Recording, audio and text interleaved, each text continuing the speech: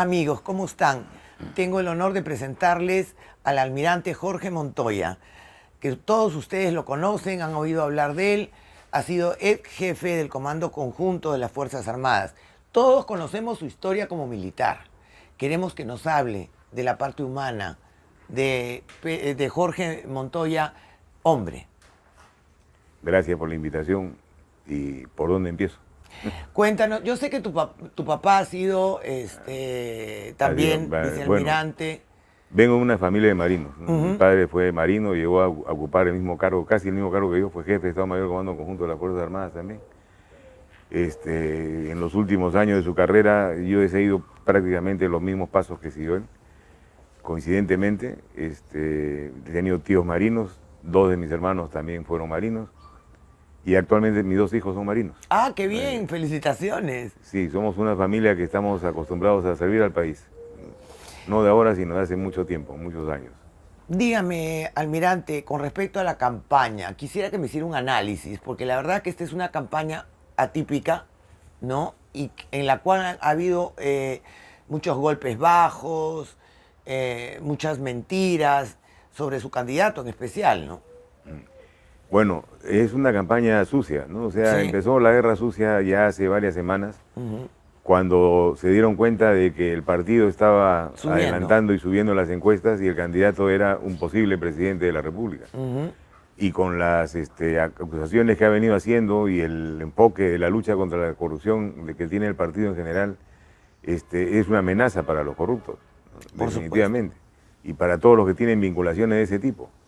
Entonces, él ha seguido con una arremetida fuerte contra todo esto y por el otro lado ha venido la defensa. Y la defensa, como no tienen argumentos, no tienen pruebas, no tienen nada para poder destruir al candidato, comienzan a inventar cosas o a distorsionar los sucesos que ha tenido en su vida anterior, tratando de presentarlo como alguien que no cumple con el pago de impuestos, como alguien que no cumple con sus trabajadores.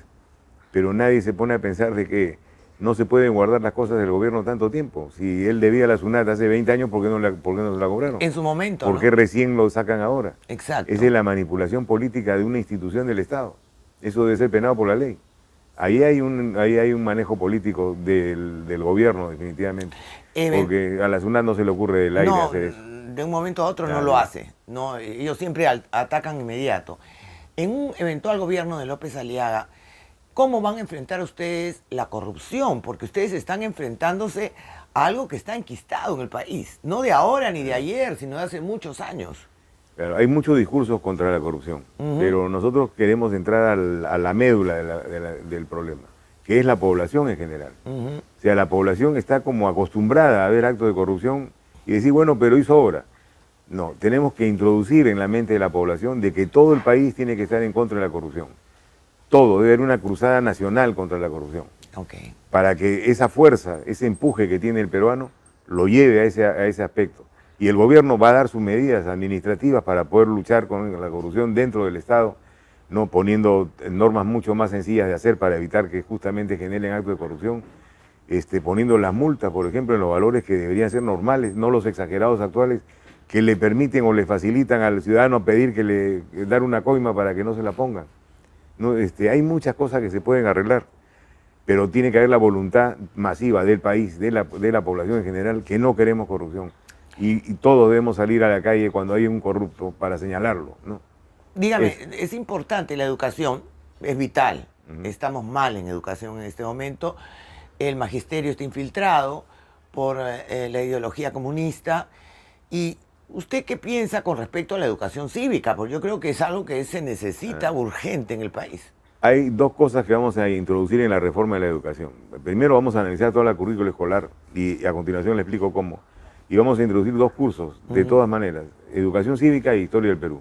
Perfecto. Porque son dos cosas importantes como herramientas para formar la nacionalidad y al ciudadano. ¿Y la identidad? Y la identidad nacional. No hay ahora. O sea, ahora los niños no saben ni dónde son, ni dónde pertenecen. La globalización nos está asfixiando. Y las comunicaciones por teléfono, por el celular, se sienten ciudadanos del mundo y se olvidan de dónde son. Exacto. ¿No? Y se olvidan de su país y de toda la riqueza que existe en el país y cómo debemos desarrollarlo. Entonces vamos a hacer mucho esfuerzo en que la educación, la historia de Perú sea bien enseñada en todos los niveles educativos igual que la educación cívica. Vamos a volver a la educación cívica, enseñar a respetar a los símbolos patrios, respetar a los ciudadanos, hacer un ensayo de lo que es la democracia en los colegios, que sepan cómo son unas elecciones, cómo se trabaja en la municipalidad, cómo es en el gobierno, en el Congreso, cómo hacen en otros países. Claro, claro. Hacer formar ciudadanía. Estos, digamos, comunistas, les digo yo, o globalistas, que para mí es lo mismo, lo único que quieren es la ideología de género, que introducir en los niños. Creo que ya lo han hecho. Es una disposición del gobierno. ¡Qué horror! ¿Cómo van a...? Eso hay que eliminarlo inmediato. Ayer me preguntaron eso en una entrevista del Jurado Nacional de Elecciones y yo le dije, fácil, la eliminamos. Por supuesto. Eso es una voluntad del gobierno el hacerlo. Okay. Y todos los gobiernos que hemos tenido, medios caviares anteriores, han permitido que se incluya esto. Eso y el lenguaje inclusivo. Que también es absurdo. Que también no tiene sentido, es absurdo. No. Eso lo vamos a corregir. Y con sustento imagino que va a haber una discusión en el Congreso, pero esto es una labor del Ejecutivo, porque más que todo nace de política de Estado. Un tema de la educación que quería complementar es, vamos a hacer que la educación sea orientada a la zona geográfica, a cada zona geográfica del país. Nuestro país es muy rico en cultura, tenemos infinidad de variedades de nuestra cultura a lo largo de toda la sierra, igual que en la selva. Entonces vamos a enseñarles en esos lugares diferente de lo que se enseña de la educación actual. Claro. Hay que enseñarles primero a su propia historia, a su propia cultura, a reforzar los valores que tienen su cultura, cómo se integra con la nuestra, cómo se va avanzando y cosas prácticas para el mejorar su vida en el momento que están.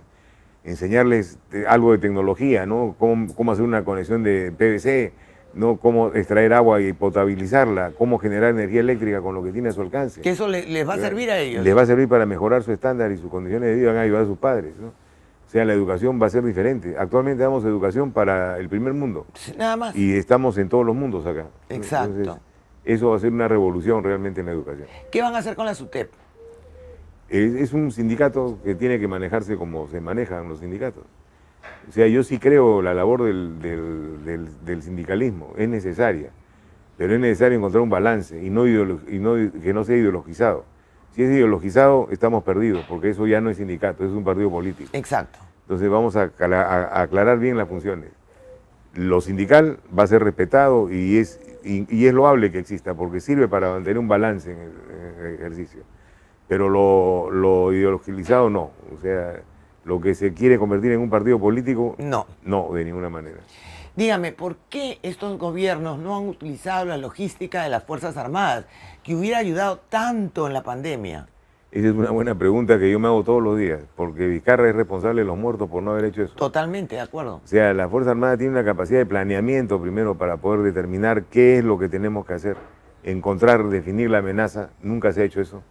Y hemos estado a tontas y a ciegas matando las cosas como se le ocurría al gobierno de turno y todas equivocadas. Esas cuarentenas han matado gente, no ha salvado vidas. ¿No? Y tenemos la capacidad de logística de la Fuerza Armada que no ha sido empleada.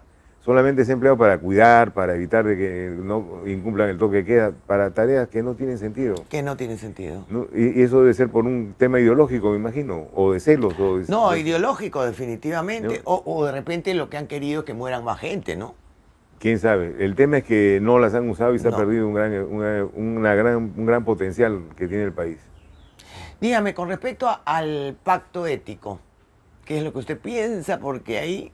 Bueno, el pacto ético, yo estuve representante del partido en el pacto ético y me quedé sorprendido de las propuestas que hacían de las personas que podían integrar el comité del pacto ético. Las objeté a todas, ¿no? Y por supuesto presentaron otra terna que ya es la que está ahora conformada prácticamente. Pero vi una serie de signos, ¿no? De que el tema era ideológico, o sea, tienen una ideología a la izquierda, muy pegada a la izquierda. No creen en el pacto ético ni creen en los temas democráticos, sino simplemente su figuración y ponerse parches para decir, menos lo debieron ver ellos, ¿no? Claro. Cuando no tienen ninguna facultad legal para poder impedir la participación de alguien o no en las elecciones. O sea, en realidad el pacto ético es una simulación de algo, no existe realmente. ¿Qué acción ha tomado hasta ahora con los casos que se han presentado? Ninguna, porque no tiene facultad para hacerlo. Entonces son figuras que crean lo de la izquierda para buscar demostrar que no funciona la democracia o que está mal, o un escudo para ellos, para sus acciones que quieren cubrirse. No valía la pena continuar con el pacto. La verdad que no vale la pena. Actualmente deberían retirarse todos. Deberían retirarse. No tiene sentido. volviendo al tema de la pandemia, ¿por qué han llevado tan mal las cosas? Yo no entiendo el hecho de las MIPES, por ejemplo. No les han dado ninguna ayuda y las MIPES están conformadas por grupos de familias que trabajan juntas. Claro, ha habido un mal empleo de los recursos del Estado en general.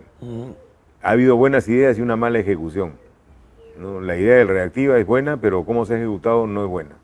Entonces, le ha faltado capacidad de gestión al gobierno. Eso ya denota la incapacidad de los que están trabajando alrededor del gobierno. De Vizcarra me refiero, que fue el que empezó esto. Claro. ¿No? Y eso es uno de los motivos que me ha hecho entrar a la política, ¿no? Porque hay que hacer algo desde adentro, desde afuera no se puede hacer. No se puede hacer. ¿No? Entonces hay que entrar adentro para hacer que las cosas funcionen. Vamos a reorganizar los ministerios para hacerlos más eficientes, que estén al servicio de la población, que los recursos del Estado se administren de manera eficiente y honesta, ¿no? Y esas cosas requieren cambios bruscos. Hablando de los ministerios, hay ministerios que realmente son innecesarios, como el Ministerio de Cultura, que es un centro ideológico comunista y que sirve para pagar los favores del gobierno de turno. Yo creo que ahí debería haber algo más, ¿no? Debería haber una investigación de cómo se han usado los recursos del Estado en ese ministerio. He visto que han puesto en el Museo de la Memoria, abajo en la explanada, unos paneles con fotos de la marcha. Sí. O sea, están levantando lo que no se debe levantar, ¿no? Esa marcha fue movida por agitadores profesionales. Y los que murieron tenían antecedentes policiales. Exacto. No son ningunos héroes. No. ¿No? Lamentables muertes, pero no son héroes. O sea, ellos son uno de los que estaban generando los problemas en el tema. Entonces, es trastocar los principios y los valores. Es decir, qué mal lo hizo la policía. ¿Y hecho con quién? Con plata del Estado y hecho por un funcionario del Estado. Eso no tiene explicación. No tiene desde mi punto de explicación. vista. ¿No? Esa es una irresponsabilidad en el gasto. Con respecto al Museo de la Nación, perdón, al Museo de la Memoria, ¿qué van a hacer ustedes? Porque ese museo es una vergüenza. Yo lo voy a sacar. Eso no debe existir. O sea, lo que se ha puesto adentro es un insulto a las Fuerzas Armadas y al país en general. Exacto. Al país en general. O sea, los que perdieron son los que manejan el ministerio. Exacto. Es una vergüenza, de verdad. Perdón, el museo. El museo es una vergüenza. Se le puede dar mucha más utilidad para un aspecto cultural, digital, o sabe Dios. Vamos a ver qué, o un museo. Han habido muchos muertos, muchos soldados, alférez, del ejército, de la marina, de la policía, que han muerto luchando contra el terrorismo. Yo he estado en una entrevista con una de las viudas y ellas se quejan porque no les han dado absolutamente nada. El Estado no les ha reconocido nada, pero sin embargo ellas han visto que a terroristas han sido indemnizados por matar peruanos, o sea, se les ha pagado por haber hecho terrorismo.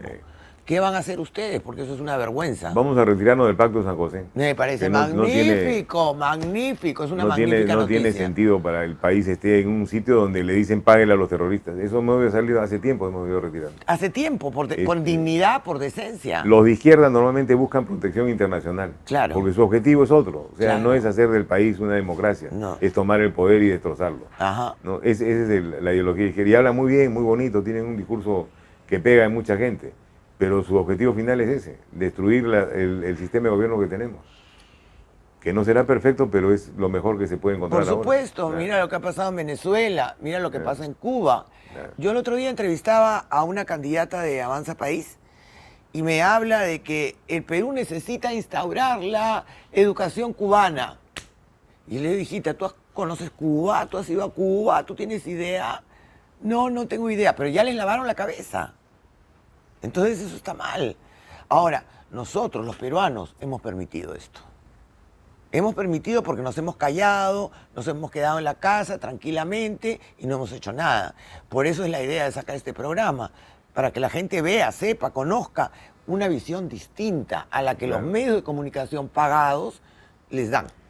Tenemos que hacer, o sea, no podemos dejar que hagan, tenemos que hacer las cosas, los que pensamos que el país debe seguir adelante. Los que amamos al país. Los que amamos al país. Es la verdad. El quedarnos callados y sentados, como dices, no nos resuelve nada. No nos lleva a ningún sitio. Somos pacíficos los peruanos de naturaleza, pero ya es hora que reaccionemos. Pero explosivos cuando llegamos a los límites. Sí. Ya también y ya llegamos al límite. Ya llegamos al límite. Son más de 100.000 muertos.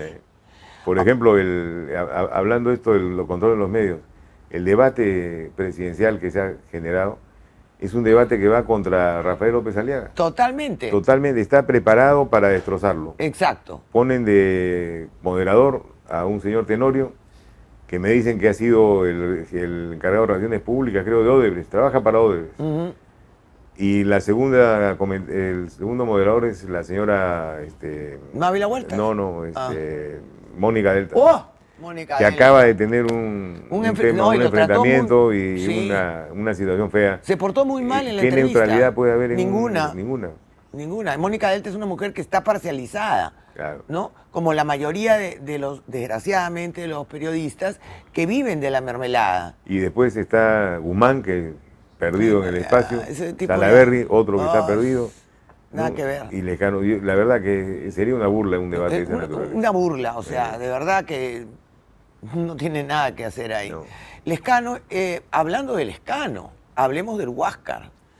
Bueno, ¿Qué le parece? Eso son las cosas increíbles que suceden en nuestro país, ¿no? ¡Qué horror! Que Dios los mío. políticos ignorantes en temas de carácter nacional y de qué significa un trofeo de guerra, hablan tontería y media, ¿no? El Huáscar se perdió con Grau y ahí quedó para nosotros el Huáscar. El Huáscar de Grau murió con Grau. Grau ordenó hundir el Huáscar. Sí. Y lo rescataron y los chilenos lo usaron de parte de la guerra. Ese es el Huáscar del Chile ahora. Nosotros no lo queremos. Los Claro trofeos que no. de guerra no se piden, se reconquistan. Exacto. ¿No? Se toma una acción militar, ¿no? Pero no se piden. Ni se reciben tampoco. No, en Entonces, todo es caso, un tema. que lo hundan en Punta Donde Angamos. está bien. O sea, O que la lo verdad dejen que ahí. tenemos que pensar claramente que Grau y Grau Huáscar murieron en Angamos y para nosotros ahí terminó. Este buque puede llamarlo como quieran, ya no es el Huáscar de Grau. El Huáscar era de Grau porque Grau lo comandaba. Claro. El buque es metal al final. O sea, no es que sea el buque Grau. No confundamos las cosas. Ujú. Y debe quedarse donde está. O hundirlo como quieran. O sea, el tema de su destino... Pero Grau quiso que lo hundieran. Grau Yo me quiso- hundo con mi barco. Claro, pero después fue rescatado y ya tiene otra historia. Claro. Y donde se reconoce a nuestro héroe máximo. O sea, los chilenos lo reconocen y le hacen Caballero de homenaje los al Mares. Caballero de los Mares. Claro. Entonces, también perder esa oportunidad, hay que analizar bien. La gente habla muchas veces sin saber qué sucede en el sitio, ¿no? Todo lo de Grau está guardado como una reliquia ahí. Hay muchos... El camarote que usó, la cámara, todo. Es un recordar, Hay muchos milenios que no saben ni siquiera quién es Grau. porque no ha habido educación de historia del Perú, Sí. ¿no? Entonces no sabemos qué hacer. Y más grave que el Grau, que el Huáscar, porque el Huáscar son sentimientos, está hablando de otro tema con Chile. Mencionó que había un problema con el Triángulo. O sea, está hablando como chileno. Es que su mujer es chilena, pues. Porque nosotros, para los peruanos, no hay ningún tema abierto con Chile. No. Eso se cerró en 1929 con la firma del Tratado de Límites Terrestres. Exacto. Y no más que hablar.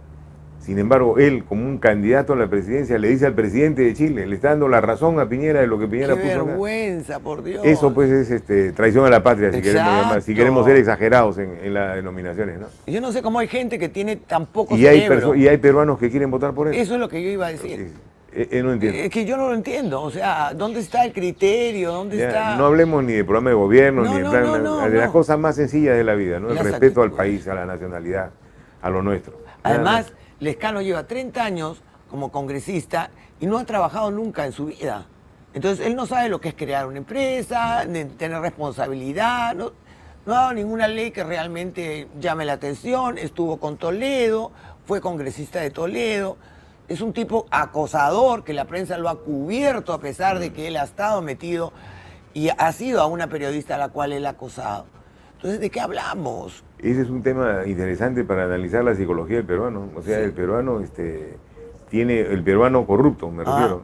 Debe haber obvio. muchos peruanos corruptos que piensan que con él van a poder Exacto. seguir haciendo lo que hacen.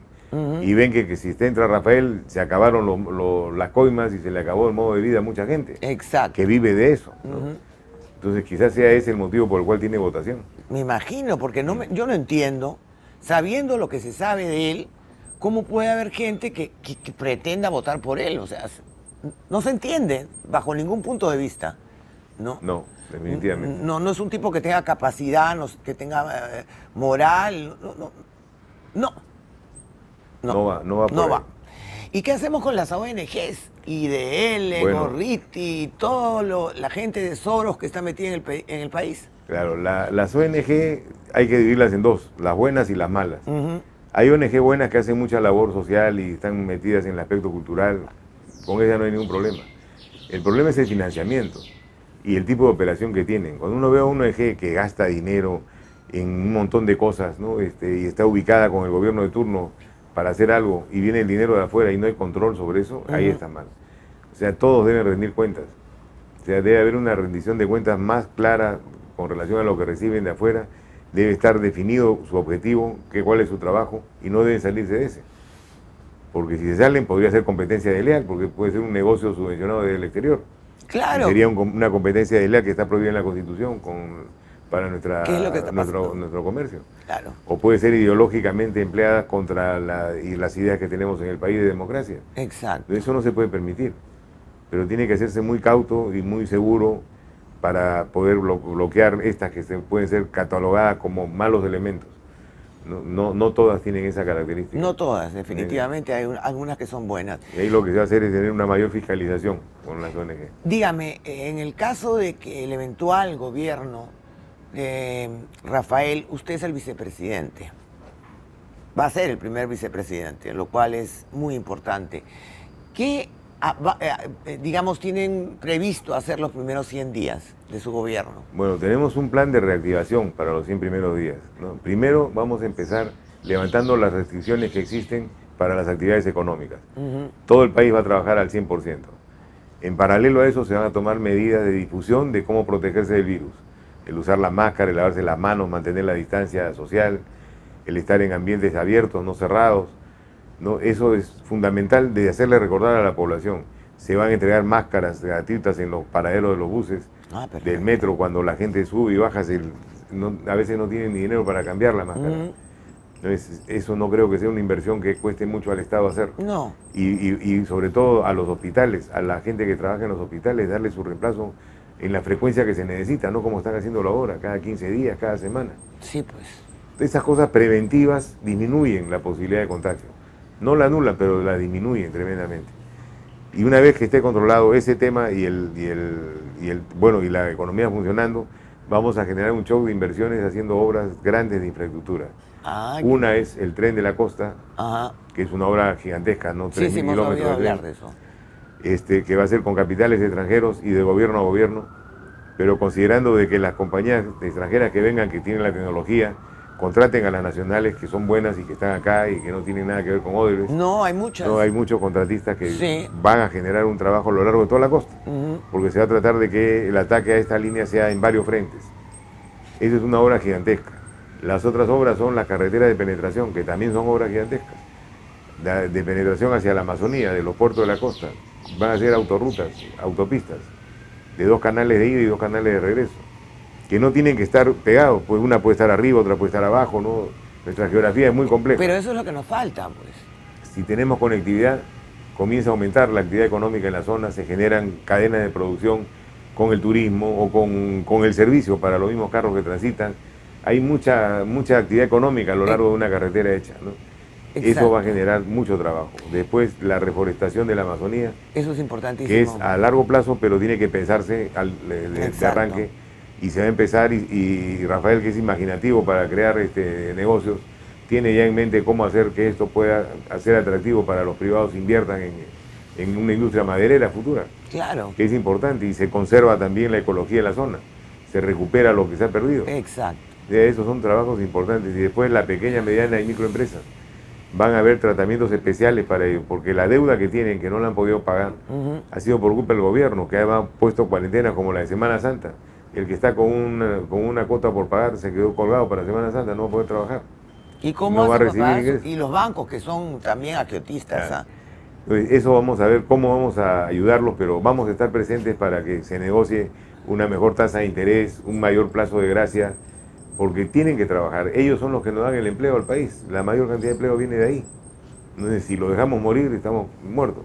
La agricultura también, la agricultura es un punto... La agricultura no ha tenido apoyo, realmente. Ha sido olvidada totalmente. Totalmente. Y el agricultor, el productor pequeño, ha sido el más afectado. Exacto. Y el más beneficiado el intermediario. Es el que gana. Gana. Es un mal necesario porque tiene el capital para comprar. Si no hubiera ese capital, el otro no recibe nada. Lo que tiene que buscarse es una regulación en el precio. Rafael lo tiene eso claro y ha escrito va a escribir un libro de esto. Ah, qué bueno. Con tanta vuelta que ha dado, ha encontrado que de esto hay en muchas actividades económicas.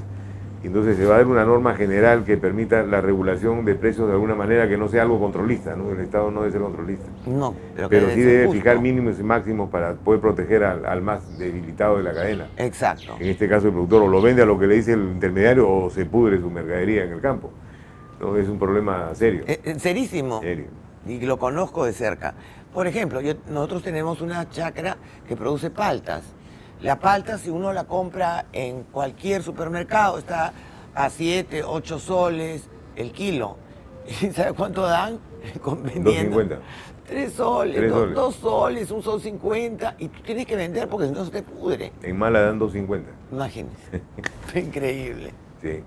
No se puede. No se puede. Y uno tiene que invertir en el abono, los insecticidas, pagar a la gente. O sea, no es negocio. No es negocio. Actualmente la agricultura está en crisis. En crisis. Y tiene que ponerse una mano firme ahí en ese tema con gente que conozca el problema, ¿no? Exacto.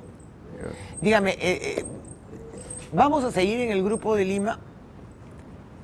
Si no se hace nada no vale la pena seguir. Pero si podemos tomar acciones de apoyo decidido, sí. Pero el tema de Venezuela, analizándolo fríamente, es que está dividida. O sea, la oposición está dividida. Y con la oposición dividida no se puede hacer nada. O sea, los intentos que hay los quiebran ellos mismos. Pero también las elecciones no son limpias en Venezuela. No son limpias definitivamente, pero No. me refiero a los que podían ser una oposición unida, con una fuerza, una fortaleza que puede hacer tambalear al gobierno, no lo logran. Y de afuera no se puede hacer por la mentalidad que tienen, igual que nosotros, que somos también divididos. Sí, también O somos sea, un país dividido. viene un líder por acá, otro líder por acá, y no se une, yo quiero ser el jefe, y ahí estamos en el tema. Dígame, ¿qué hacer con el problema de los venezolanos? Bueno, el Perú no tiene una política de inmigración, y cuando ha venido esta ola que se abrió la puerta irresponsablemente sin tener una política definida, se dejó entrar en masa. Sí. Cuando lo que se debió hacer fue clasificarlos a la entrada. ¿Usted qué profesión tiene? Médico. Ya necesitamos médico. ¿Dónde? Madre de Dios. Bueno, usted se va a Madre de Dios.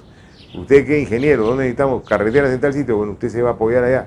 No, o sea, aprovechar la riqueza que traían ellos, cultural, exacto, de su país, los que son profesionales. Sus conocimientos. Sus conocimientos, y a la vez darle empleo. Solucionamos un problema nosotros y los ayudamos a ellos. Pero no, se dejó una desbandada. Que se acomodaron como se podía y todos vinieron a Lima, ¿no? Porque normalmente es así. No, pero hay en todos lados. O sea, los bueno, sí, hay en todos lados, pero la gran mayoría está en Lima. O sea, no hemos tenido una política inteligente de migración. Pero siguen entrando ahorita por Tumbes, ¿ah? Y no hay control tampoco. No hay control de migración. No hay control, porque es un fenómeno que está sucediendo en la región. ¿Cómo lo van a manejar ustedes? El gobierno, dando una política clara, de esta forma que le he explicado, ya, catalogándolos y viendo dónde pueden ser útiles para el país y trasladándolos a esas zonas. ¿Y los que ya hay acá? Los que hay acá hay que reclasificarlos y ver en qué otras partes del país tenemos zonas despobladas que requieren de gente, de personas. Entonces vamos poblando el país de esa manera también, de manera inteligente. Han entrado muchos, han hecho que los delincuentes que nosotros teníamos, que eran avesados, sean mucho más crueles. Más violentos han vuelto. Mucho más violentos. Ellos son más violentos, sus delincuentes, pero hay que ver otra cosa, el 1.8% de los delincuentes, los crímenes son cometidos por extranjeros, el resto es por peruanos. Sí. El 98% somos nosotros. Qué desgracia. O sea que el problema real está acá en el Perú, sí, con nuestra gente. Con nuestra gente. Sí. Eso, los feminicidios, por ejemplo, matan diariamente a una mujer. Y no, yo no le diría feminicidios, son crímenes pasionales, porque son las parejas las que los matan. Sí. La mayoría de violencia contra la mujer está en el hogar. Exacto. ¿No? Yo diría que hasta el 90%, de repente exagero un poco, está en el hogar, y esto es familia, ¿no? O sea, esto es una educación a la familia, el respeto que debe haber, ¿no? Hemos perdido las costumbres anteriores, que en la casa vive el abuelo, los hijos y los nietos. Ahora solamente vive la familia nuclear. Exacto. Y no tiene nadie que lo supervise. Entonces, para estos casos no tiene defensa la mujer. Si hay el hombre es violento, la mujer está perdida, porque no tiene dónde irse. No tiene quien la Entonces, apoye. Vamos a hacer casas de acogida para la mujer. Ah, para qué que bueno. puedan, a la vez de hacer la denuncia, tener dónde refugiarse. Porque yo, ¿qué voy a hacer una denuncia y regreso nuevamente a donde el que me pegó? Me pega más. No, además hay otra cosa. Hay muchas mujeres que se quejan que van a hacer la denuncia y los policías le dicen seguro que estás con la falda muy alta, tú lo has provocado. Hay esa cosa. O sea, hay... Hay de todo, ¿no? ¿No? Pero no en favor de la mujer, sino en contra. En contra. Eso es un tema. Y otro tema gravísimo en las violaciones a los niños. Es terrible, terrible. Eso para mí merece pena de muerte, Para mí pero también. como el partido es pro vida, no la vamos a poder, no voy a poder empujar por ese lado del tema, pero la pena de cadena perpetua por lo menos. Por lo menos, trabajos forzados, algo Claro. como para que paren. Tiene porque- que haber algo disuasivo para este Sí. tema. Y que no vuelvan a salir a la calle, porque esos cumplen 2 años, salen y siguen Y, haciendo y lo siguen mismo. violando, o sea, Siguen no violando. cambian, ¿no? Siguen violando. Sí. O sea que eso sería otro tema que también nos ha llamado mucho la atención a la mayoría de peruanos, ha sido la actitud de las Fuerzas Armadas con respecto a Vizcarra, que fueron a darle el apoyo, como que nos han dado un mensaje que lo apoyaban a él. Eso fue una manipulación de Vizcarra y una falta de reacción de los mandos de la Fuerza Armada. Ellos debieron irse al Congreso saliendo de ahí. Saludarlo al presidente del Congreso, igual que hicieron con Vizcarra, se tomaban su foto y se iban. Ahí no hubiera pasado nada, definitivamente. Entonces, ahí hay confusiones en lo que es el jefe supremo de la Fuerza Armada. Okay. El jefe supremo de la Fuerza Armada lo es en función a la Constitución. Pero si ese señor no ha respetado la Constitución, porque no la respetó al No cerrar la el Congreso, respetó, definitivamente. no tiene ningún mando directo sobre nadie. Las Fuerzas Armadas han debido mantenerse neutrales. No era él ya el jefe de ellas, Ujú. legalmente. Pero estas cosas que son vacíos, pues no se puede escribir todo. Claro. Hace mucho la actitud de las personas, ¿no? Entonces, acá fallaron. Lamentablemente, se los he dicho yo en su momento. Y otra cosa que fallaron patéticamente es que al uniforme se le respeta. Y eso de ponerse los mandiles rosados fue también un mensaje muy feo. Sí, fue muy feo y fue hecho por la ministra Montenegro, no en el ejército. Fue algo muy Vergonzoso malo. Muy fue. malo, muy malo. O sea, fuimos la burla de todo Sudamérica. Sí, muy malo. Y lo peor de todo esto, aparte de eso, es que las mujeres militares, yo he recibido infinidad de correos en Facebook, estaban ofendidas por lo que estaba haciendo la ministra. Pero Ellas no- eran guerreras, no eran cocineras. ¿No? Entonces dice, ¿cómo Es nos verdad. defiende si nosotros somos guerreras? Nosotros somos militares, hacemos lo mismo que los hombres y nos tratan como si fuéramos cocineras. Claro. Entonces no tenía sentido lo que estaba haciendo. Tiene que haber una reforma en las Fuerzas Armadas. No, reforma no. No. Las Fuerzas Armadas están bien. Mientras no metan la mano adentro, están bien. Pero no está un poco Ideologizada. Eso. No, El ejército. ¿Ah? no, tampoco. No. Tampoco. Son picos que hay, pero no de ideologización, sino de cercanía al poder de turno. Ok. El poder de turno de Vizcarra, los mandos eran amigos de él, los del ejército, porque han estado en Moquegua o eran de Moquegua. Tenían una vinculación familiar, digamos, amical, Ok. pero no es ideologizada, es por amistad. Es bueno que lo aclare Claro. para que nosotros lo tengamos claro también. No, las Fuerzas Armadas no están ideologizadas, con Ok. seguridad. Pero sí se dan estas cosas de amistad y de cercanía por ese tipo con políticos. Eso es imposible de controlar, depende de las circunstancias. Ok. De llegar al Congreso, ¿cuáles son sus planteamientos? ¿Qué es lo que va a hacer usted? Bueno, la primera labor de fiscalización la voy a ejecutar al máximo Ujú. en las cosas que se deben hacer. He escuchado que muchos piden una comisión de la verdad para ver el tema de lo que ha pasado con la pandemia. Para mí eso es innecesario. Sería politizar un tema que es judicial. Exacto. Entonces, ahí la fiscalización va a ir al Ministerio Público para ver si ha hecho las denuncias de oficio, que tiene que haber hecho para todos estos actos de corrupción y de negligencia que ha generado muertos, ¿no? Esa es una acción directa que tiene que hacerse. Pero tiene que haber una reorganización del Poder Judicial. ¿Ah? Ahí Porque el es un Poder tema- Judicial está totalmente Ahí estamos tomado. hablando, sí, un tema bien complejo, lo vamos a tomar, pero es un tema de separación de poderes, ¿no? O sea, no podemos intervenir, tiene que ser el mismo Poder Judicial el que lo haga. El respeto a la separación de poderes es básico en la democracia. Vamos a hablar con los magistrados, vamos a hacerles entender que le vamos a dar el apoyo que requieran para que puedan hacer ellos su organización, pero tienen que hacerla de ellos, ¿no? Después, aparte de fiscalizar, el otro tema de legislar, tengo varios proyectos preparando para presentarlos cuando lleguemos al Congreso que afectan a parte de la población. Uno de ellos son los títulos de propiedad. Es importantísimo. No, hay infinidad, millones de personas que no sabíamos que existían. Bueno, al menos yo no lo sabía hasta que he tomado contacto con la realidad de ese tema. En todos los pueblos jóvenes o asentamientos humanos que hay alrededor de las ciudades que no tienen título de propiedad.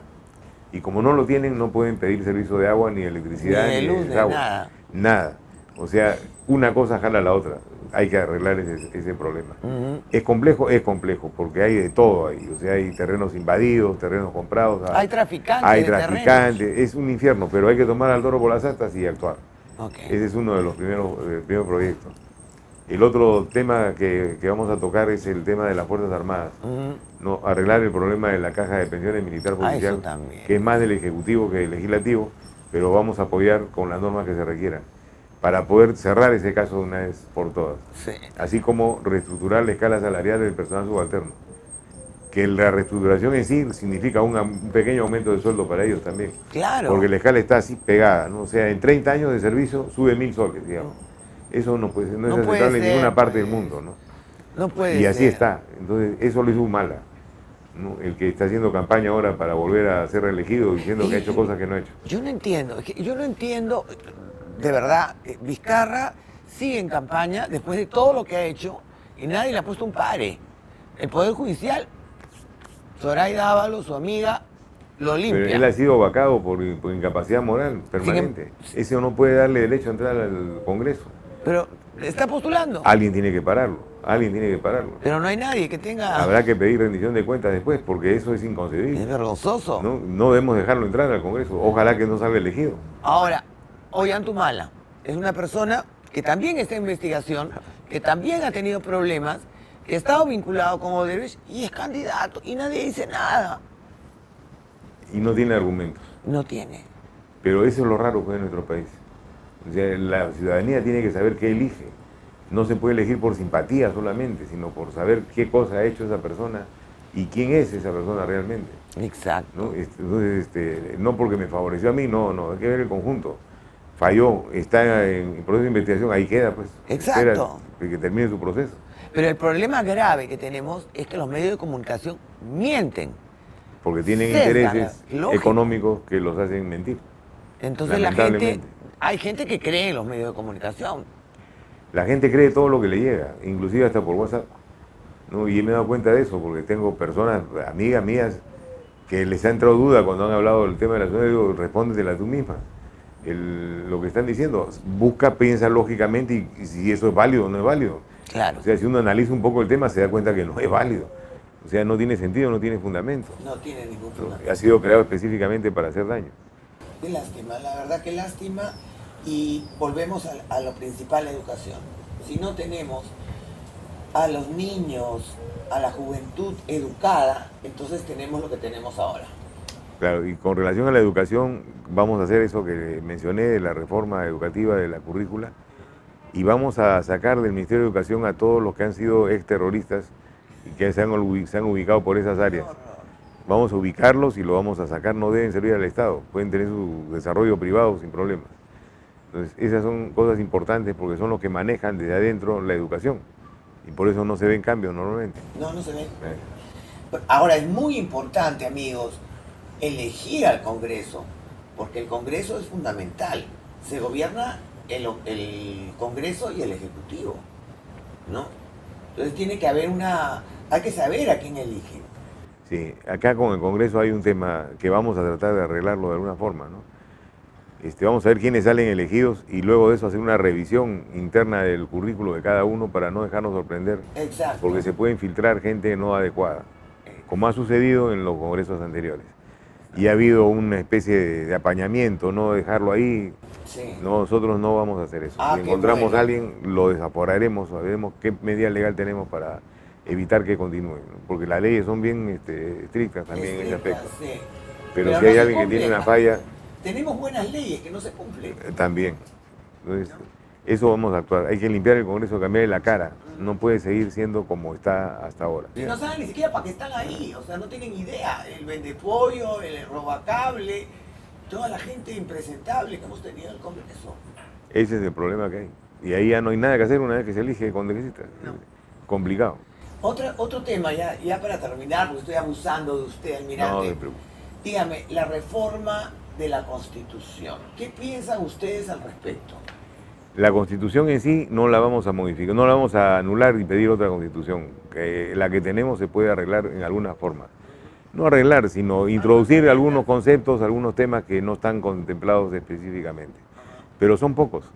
La Constitución abarca casi todo. Yo he escuchado ayer a un candidato creo que del Partido Humala, hablar del cambio en la Constitución para evitar los oligopolios y los monopolios. Eso está en la Constitución. Que ni siquiera la han leído. Está en la Constitución. O sea, si están es porque no se ha dado ninguna ley para evitarlos. Exacto. O sea, es responsabilidad del Ejecutivo. También hablan de los contratos ley que no se pueden modificar. Sí se pueden modificar, pero no por el Congreso. Lo pueden modificar en una negociación como cualquier contrato. Hay que tener el arte para saber negociar y ver qué cosas se puede conseguir. Exacto. Pero sí se puede hacer. Entonces, lo que quieren es romper el orden jurídico. No la han leído, si la han leído no les interesa y lo que quieren es lo otro, ¿no? Generar desestabilización del país y alejamiento de las inversiones extranjeras. Porque nadie va a invertir si estoy haciendo un cambio de constitución. Nadie. Entonces, hay pequeñas cosas que se pueden introducir. Habla mucho de derechos que tienen que estar en la Constitución. Los derechos se los gana uno y al final el modo de vida es el que nos los da finalmente. Porque nadie está leyendo el papelito para ver qué derecho tengo, ¿no? Y hay muchas veces que los derechos no se cumplen. Por ejemplo, el derecho a la privacidad de las comunicaciones, que han sido violados tremendamente en estos últimos Permanentemente en estos gobiernos. Totalmente. Permanentemente.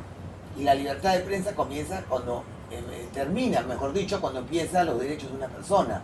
Y acá no se han respetado los derechos de nadie. Claro, acá se usa la libertad de prensa mal entendida, ¿no? El atacar sin pruebas no tiene pena. No. Pero ya te insultan, o mejor dicho, te difaman, te lanzan un San Benito y ya queda en la mente de la gente. Claro, queda en la mente de la gente. Ahora, por ejemplo, que están diciendo, atacando a Rafael diciendo que es alcohólico. Bueno, es otra cosa que he escuchado también en una persona que es alcohólica, porque eso es la ignorancia, ¿no?